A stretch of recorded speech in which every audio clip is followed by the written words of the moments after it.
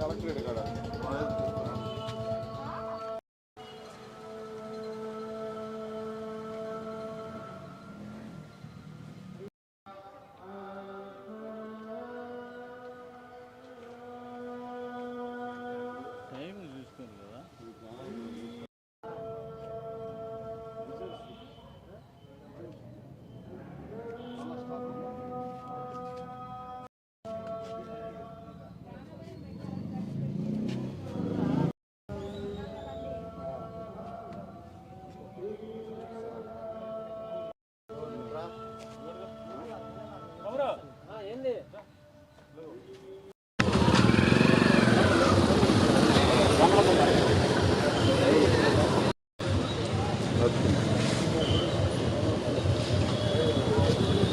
నంచుకుంటా Rama.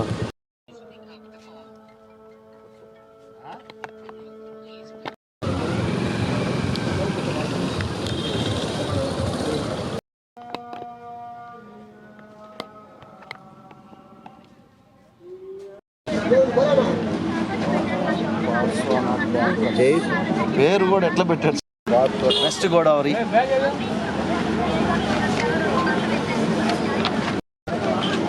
West Godavari Narasaraopet.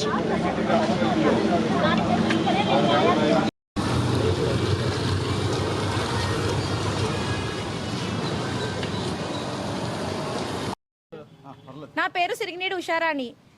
Narsapuram Parshvanath bankers అనే వ్యాపారి దగ్గర సుబర్మాల్ జైన్ అనే వ్యాపారి అతని దగ్గర నేను గత 3 సంవత్సరాలుగా బంగారాన్ని కొదువు పెడుతూ ఉన్నాను. అది ఒక అమౌంట్ కాదు, దాదాపుగా 23 రకాల రిసిప్ట్లతో 47 లక్షలకు పైబడే ఉంది. దానికి సంబంధించి కేజీ బంగారానికి ప్రతి నెల నేను వడ్డీ చెల్లిస్తూ ఉన్నాను. ఆ వడ్డీకి సంబంధించిన తగిన రసీదులు, దానికి సంబంధించిన ఎవిడెన్సెస్ అన్ని నా దగ్గర ఉన్నాయి. ఉండగా నేను ప్రతి నెల వడ్డీ కడుతూ 20వ తారీఖు కూడా వడ్డీ కట్టడానికి సదరు జైన్ ఆయన వ్యాపారి దగ్గరికి వెళ్ళినప్పుడు ఆయన సరే ఈవినింగ్ రమ్మని అన్నారు. తర్వాత మళ్ళీ ఆయన దగ్గరికి వెళ్ళేసరికి అసలు ఇదంతా అమ్మేమని నేను చెప్పినప్పుడు అప్పటి వరకు లేని ఒక రాంగ్ ఎలిగేషన్తో నన్ను ఇదంతా నకిలీ బంగారమేను, నకిలీ బంగారం నా దగ్గర తాకట్టు పెట్టావు, ఈ విషయం ఎక్కడైనా చెప్తే నేను చంపేస్తాను అని బెదిరించి, అండ్ దానికి అనుగుణంగా దానికి సంబంధించిన ఇది చేసి నువ్వు పోలీస్ స్టేషన్కి వెళ్తానని నేను వెంటనే అనగా, ఆ పోలీస్ స్టేషన్ దగ్గరికి వెళ్ళినప్పుడు నువ్వు తాకట్టు పెట్టాను నా షాప్లో నా పేరు చెప్పకుండా నువ్వు నా దగ్గరికి ఇప్పుడే అమ్మడానికి వచ్చినప్పుడు ఇదంతా మేము నకిలీ అన్నాము అని చెప్పి నన్ను బెదిరించే ప్రయత్నం చేశారు. అప్పుడు సదరు స్థానిక పోలీస్ స్టేషన్ నర్సాపురం పోలీస్ వారిని ఆశ్రయించినప్పుడు అక్కడ సిఐ గారు లేరని అలా 2 సార్లు వెళ్ళాను. నాకు అక్కడ న్యాయం జరగలేదు. ఈలోపు సేటు దగ్గర నుంచి నాకు ప్రాణభయం ఉంది అని బెదిరింపులు ఎక్కువయ్యాయి. దానికోసం నేను నెల్లూరు న్యాయ కళాశాలలో లా చదువుతూ ఉన్నాను.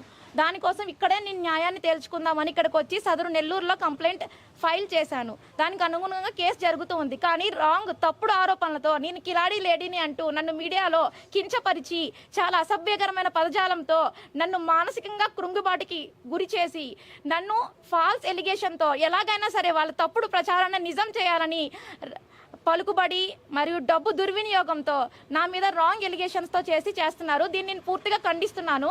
దీనికోసం నేను హ్యూమన్ రైట్స్ కమిషన్ దగ్గరికి వచ్చి ఫిర్యాదు చేయడం కూడా జరిగింది. సదరు వాళ్ళు దానికోసం ఎక్స్ప్లెనేషన్ కూడా ఇస్తున్నారు. తగిన ఆధారాలు, సాక్ష్యాధారాలు అన్నీ నా దగ్గర ఉన్నాయి. నేను దీన్ని లీగల్గానే ప్రూవ్ చేసుకుని ఆ వ్యాపారి పార్శ్వనాథ్ బ్యాంకర్స్ అనే వ్యక్తి, సుబర్మాల్ జైన్ అనే వ్యక్తి ఎవరైతే ఉన్నారో ఆయన్ని నేను పూర్తిగా కంప్లీట్ సీజ్ చేయిస్తానని, దానికి సంబంధించిన సాక్ష్యాధారాలు అన్నీ కూడా నేను ప్రొడ్యూస్ చేసి ఇది చేస్తానని చెప్పేసి మీడియా ముఖంగా నేను చెప్తున్నాను. మీరు చేసే వ్యాపారాలు, మీరు చేసే స్ట్రాటజీస్, మీది దొంగ వ్యాపారం, మీది చేసే దొంగ అని మీరు ఏ ఆధారం లేకుండా ఒక తప్పుడు ఎఫ్ఐఆర్ నా మీద ఎట్ట కడతారని ఈ మీడియా ముఖంగా నేను మిమ్మల్ని ప్రశ్నిస్తున్నాను.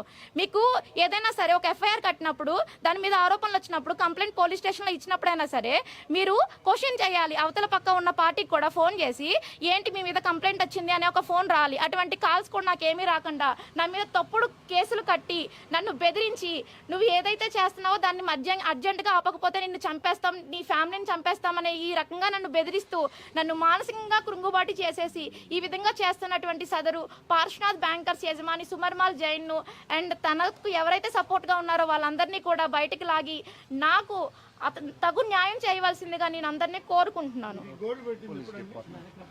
3 సంవత్సరాలు అయిందండి. నేను ప్రతి నెల వడ్డీ కడుతూ ఉన్నాను. ప్రతి నెల వడ్డీ కట్టినప్పుడు కూడా నేను అమౌంట్ ఏమి పే చేయనండి. రూపాయిన్నర వడ్డీ వచ్చేసి నేను దానికి సంబంధించినటువంటి అమౌంట్ ఏం తీసుకెళ్ళను. దాంట్లో గోల్డ్ ఆర్నమెంట్ ఉందనుకోండి, ఆ ఆర్నమెంట్ నేను సేల్ చేస్తాను. ఆ ఆర్నమెంట్ సేల్ చేసింది వచ్చిన అమౌంట్ వడ్డీ కింద జమ చేసుకోమంట. అప్పుడు నేనేం చెప్పలేదు. అప్పుడు రాన్ ఎలిగేషన్, ఒకేసారి వడ్డీ ఎక్కువ అయిపోతుంది, నాకు అనవసరంగా అంతా వడ్డీకే జమ అయిపోతుంది, అది ఎంత వచ్చినా 5 లక్షలు వచ్చినా 10 లక్షలు ఒక ముఖంగానే నాకు రావాలన్న ఒక ఉద్దేశంతో, రఫ్గా చెప్తున్నాను, ఒక ఉద్దేశంతో నేను మొత్తం అంతా నాకు జమ చేసి నాకు ఇవ్వండి అని చెప్పినప్పుడే మీరు నా రాంగ్ ఎలిగేషన్తో ఎట్లా చెప్తారు? మీరు 23 పొద్దుల్లో దానికి సంబంధించిన ఎవిడెన్సెస్ అన్ని నేను ప్రతి దానికి ప్రొడ్యూస్ చేశాను. నేను డీసీఓ ఆఫీస్ అండ్ ప్రతి దానికి కూడా కంప్లైంట్ పెడతాను. హ్యూమన్ రైట్స్లో కూడా పెట్టున్నాను నేను దీనికి సంబంధించినటువంటి దానికి సాక్ష్యాధారాలు, బిల్స్ అన్ని నా దగ్గర ఉన్నాయి. అండ్ మీరు ప్రతిసారి బంగారం తీసుకునేటప్పుడు ఒక చిన్న ఉంగారం మీ కొట్లో తాకట్టు పెట్టినప్పుడే 10 సార్లు గీతుకొని ఇస్తారే. 47 లక్షలు మీరు నమ్మకంతో ఇచ్చారు అంటే మీ మాయమాటలు నమ్మడానికి ప్రజలు ఏమి అంత అమాయకులు కాదు.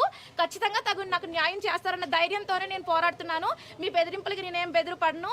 మీరు ఎఫ్ఐఆర్ కడతారా కట్టుకోండి. నేను కోర్టులో న్యాయంతో మీ కొట్టు సీజ్ చేసేంత వరకు నా అడుగులు పడతా ఉన్నాయి. దానికి సంబంధించి నేను అసలు మీడియా ముందుకు రాకూడదు అని అనుకున్నాను.